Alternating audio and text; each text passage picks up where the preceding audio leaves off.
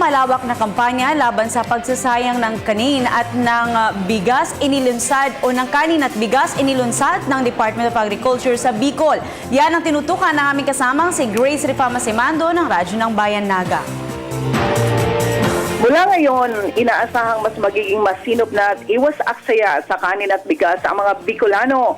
Ito'y matapos na ilunsad ang isang malawak na kampanya ng Department of Agriculture laban sa pagtatapon ng kanin. Labis na pagsasayang ng halos ay napupunta lang sa basura at ang maraming nasasayang na kanin sa mga restaurants at mga kainan.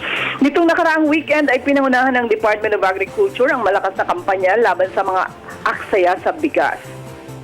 Ang Run for Rice na nilahukan ng lahat ng mga kawani ng DA Bicol-wide, mga stakeholders at mga magsasaka ay masayang umikot sa buong lungsod ng Naga at Camarines Sur upang palaganapin ang kaalaman ng mamamayan sa bigas. Ipinahayag ni DA Regional Chief Ape Bragas na panahon na upang magtipid sa pagkain.